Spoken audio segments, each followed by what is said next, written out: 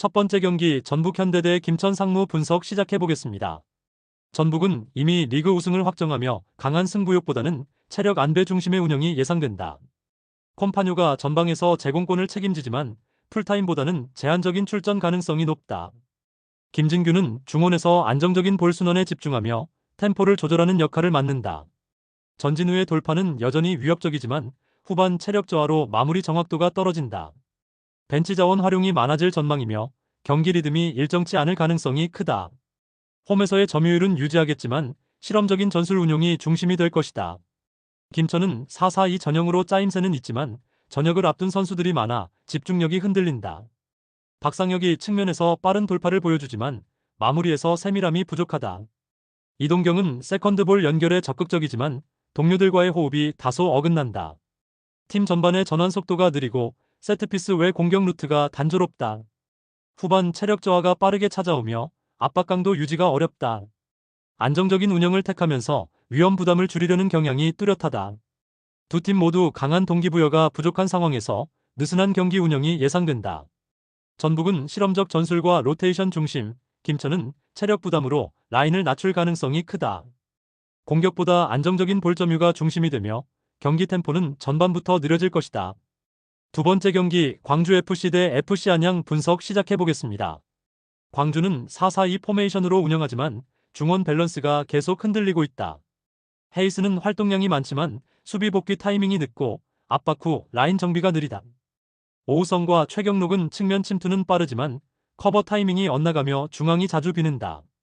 중앙 미드필더 간격이 넓어 컷백 루트에서 반복적으로 실점 위기를 맞는다. 빌드업은 빠르지만 전방에서 공을 잃었을 때 역습 대응 속도가 매우 느리다. 홈에서도 수비라인 붕괴 패턴이 자주 나오며 실점률이 높다. 안양은 4-3-1-2로 중원 점유율을 극대화하며 세로축 전개에 강점을 보인다. 마테우스가 전방에서 침투 타이밍을 맞추며 세컨드볼 연결을 완성한다. 야구와 못다는 폭넓은 움직임으로 박스 근처에서 수적 우위를 만든다. 중원에서 템포를 빠르게 조율하며 하프 스페이스 침투를 유도한다. 수비 전환 시에도 라인 유지가 안정적이며 역습 대응도 조직적이다. 특히 후반 교체 자원 투입 시에도 전개 흐름이 매끄럽다. 광주의 중원 간격은 넓고 압박 회복 속도가 느려 안양의 패턴 플레이에 약하다. 마테우스의 움직임과 야고 못다의 삼각 전개가 완벽히 맞아떨어질 가능성이 크다. 광주는 후반 체력 저하로 인해 라인이 무너질 확률이 높다. 세 번째 경기 수원 삼성 대 전남 드래곤즈 분석 시작해보겠습니다. 수원은 점유율 중심의 경기 운영을 선호하지만 전환 속도가 한 박자 느리다. 일류첸코가 제공권에서 힘을 보이지만 역습 가담이 느려 템포가 끊긴다. 파울리뉴는 전개 능력은 탁월하나 수비 복귀가 늦어 라인 밸런스가 흔들린다. 세라핌이 중원에서 움직이지만 이선과의 연계가 매끄럽지 않다. 라인이 높게 형성되면 뒷공간이 쉽게 노출되며 커버 타이밍도 일정치 않다. 홈에서는 공격 템포를 유지하지만 실점 위험도 커진다. 전남은 5-3-2 포메이션으로 수비 안정성과 빠른 역습 전환을 모두 가져간다. 알베르티와 발디비아는 중원에서 템포 전환과 킬패스를 주도한다. 호나는 폭발적인 스피드로 상대 수비를 흔들며 침투 타이밍이 뛰어나다. 르보는 제공권 싸움에서 중심을 잡으며 세컨드볼 연결도 매끄럽다. 전남은 탈압박 이후 속도를 단숨에 끌어올리는 구조를 완성했다. 한 번의 역습으로 상대 라인을 무너뜨리는 효율적인 전개가 특징이다. 수원이 점유율을 잡겠지만 뒷공간 커버 타이밍이 전남의 역습에 노출될 수 있다. 발디비아의 킬패스 한 방이 경기 흐름을 뒤집는 핵심이 될 가능성이 크다. 전남의 빠른 전환이 수원의 느린 수비 라인을 완전히 흔들 것이다. 네 번째 경기 성남FC 대 화성FC 분석 시작해보겠습니다. 성남은 4-4-2 포메이션으로 빠른 전환과 침투 플레이에 강점을 보인다. 레안드로는 폭발적인 스피드로 하프 스페이스를 공략하며 상대 수비를 흔든다. 후이즈는 전방에서 볼키핑과 세컨드볼 연결을 책임진다. 박수빈은 안쪽으로 좁혀드는 움직임으로 공간을 효율적으로 사용한다. 측면에서 중앙으로 치고 들어오는 인버티드 플레이가 공격의 핵심이다. 라인 간격이 촘촘해 수비 전환 시에도 안정적이다. 화성은 4-4-2로 두텁게 수비하지만 커버 타이밍이 느리다. 알툴은 전방에서 몸싸움으로 버티지만 지원 속도가 늦다. 김병호와 데메트리우스는 활동량은 많으나 결정력은 낮다. 포백 간격이 벌어지며 세컨드볼 반응도 느린 편이다. 라인 정렬이 흔들리는 순간 뒷공간이 쉽게 열린다. 후반으로 갈수록 체력 저하로 수비 조직이 무너진다. 성남은 스피드와 전환 속도에서 확실히 우위에 있다. 레안드로의 침투 루트가 반복적으로 노출되면 화성의 수비는 흔들릴 수밖에 없다. 공간 활용과 템포 유지 모두 성남이 한 수 위다. 다섯 번째 경기 수원FC 대 제주 SKFC 분석 시작해보겠습니다. 수원FC는 4-3-3으로 안정된 밸런스를 유지하며 템포 조절 능력이 뛰어나다. 사박은 박스 안 결정력에서 리그 최상급으로 평가받는다. 윤빛가람이 복귀하면서 빌드업과 전환이 안정됐고 공격 템포가 빨라졌다. 루아는 측면에서 폭넓게 움직이며 중앙 연결의 가교 역할을 수행한다.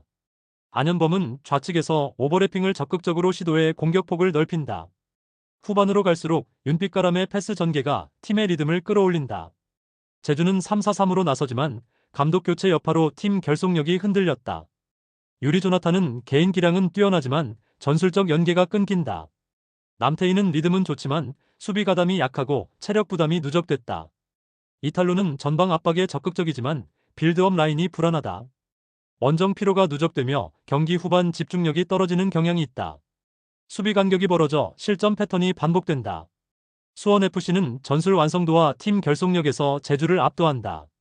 사박과 루안의 연계가 매끄럽게 이어질 경우 공격 리듬은 완벽히 살아날 것이다. 반면 제주는 수비 간격 붕괴로 인해 경기 후반 대응이 어려워 보인다.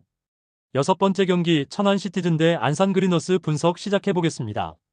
천안은 3-4-3 전형으로 이정엽을 중심으로 한 전방 연계가 핵심이다. 명준재는 측면 돌파 후 크로스를 올리지만 완성도가 낮다. 이광진은 중원에서 빌드업을 주도하지만 전진 패스가 불안정하다. 공격 템포가 느리고 세컨드볼 회수율이 낮아 공격 효율이 떨어진다. 전방 압박 이후 전환이 매끄럽지 못해 찬스 연결이 어렵다. 측면 중심의 단조로운 전개로 상대 수비가 쉽게 대응한다. 안산은 3-4-3으로 수비 밸런스는 유지하지만 공격 전환이 느리다. 제페르소는 제공권에서 강점을 보이지만 지원이 늦어 고립된다. 사라이바는 돌파는 좋으나 크로스 정확도가 낮다. 라파는 침투 타이밍은 훌륭하지만 볼 공급이 원활하지 않다. 중원 압박은 강하나 패스 템포가 느려 공격 리듬이 끊긴다. 후방 빌드업 과정에서 실수가 잦아 역습에 노출된다. 양팀 모두 전방 결정력과 전환 완성도가 떨어진다. 공격보다는 수비 집중력 싸움으로 흘러갈 가능성이 높다. 전개 속도가 느려 득점이 쉽게 나오지 않을 경기다. 일곱 번째 경기 부산 아이파크 대 김포FC 분석 시작해보겠습니다. 부산은 3-4-3 포메이션으로 빌드업을 중시하지만 전개가 단조롭다. 곤잘로는 타깃 역할에 충실하지만 활동 반경이 좁다. 패시는 침투 시 타이밍이 일정치 않아 공격 템포가 끊긴다. 사비에르는 전진 패스 감각은 좋으나 압박 회피가 느리다. 조성환 감독의 전술이 상대에게 완전히 분석돼 대응이 어렵다. 후반 체력 저하 시 300 간격이 벌어지며 측면이 쉽게 뚫린다. 김포는 3-5-2 포메이션으로 중원 장악력이 탄탄하다. 플라나는 폭넓은 움직임으로 수비 간격을 흔들며 공격 전환을 이끈다. 박동진은 제공권 싸움에서 우위를 점하며 세컨드볼 연결이 좋다. 디자오마는 정확한 전진 패스로 역습 속도를 끌어올린다. 김포는 부산의 측면 오버래핑 타이밍을 노려 하프 스페이스 침투를 시도할 것이다. 전체적으로 전환 완성도와 전술 유연성이 부산보다 우위다. 김포는 부산의 단조로운 빌드업 루트를 철저히 차단할 가능성이 높다. 플라나와 디자오마의 빠른 전환이 부산 수비를 흔들 것이다. 전술 완성도와 변칙성에서 김포가 확실히 앞선다. 여덟 번째 경기 충북 청주 대 부천FC 분석 시작해보겠습니다. 충북 청주는 3-4-3 포메이션으로 안정적인 빌드업을 시도하지만 템포가 느리다. 송창석은 롱패스 능력은 있지만 압박을 받을 때 실수가 잦다. 헤드로는 수비 집중력이 높지만 커버 타이밍이 느리다. 김영환은 중원에서 중심 역할을 하지만 체력 부담이 크다. 좌우 윙백의 복귀 타이밍이 늦어 하프 스페이스가 자주 노출된다. 전환 속도가 느려 상대의 압박에 쉽게 밀리는 편이다. 부천은 3-4-3으로 빠른 전환과 공격 템포에서 리그 상위권이다. 바사니는 하프 스페이스를 찢는 폭발적인 침투를 자주 보여준다. 박현빈은 세컨드볼 회수와 전진 연결이 안정적이다. 이희형은 템포 조절이 뛰어나 공격 리듬을 일정하게 유지한다. 부천은 교체 자원 투입 후에도 압박 강도가 떨어지지 않는다. 공격 전환 속도가 빠르고 세컨드 라인 침투가 정교하다. 부천은 템포 조절과 전환 속도에서 확실히 청주를 압도한다. 바사니의 침투와 박현빈의 연계가 반복될 경우 득점 가능성이 높다. 청주는 라인 유지에 집중하겠지만 부천의 빠른 공격 전개를 버티기 어렵다.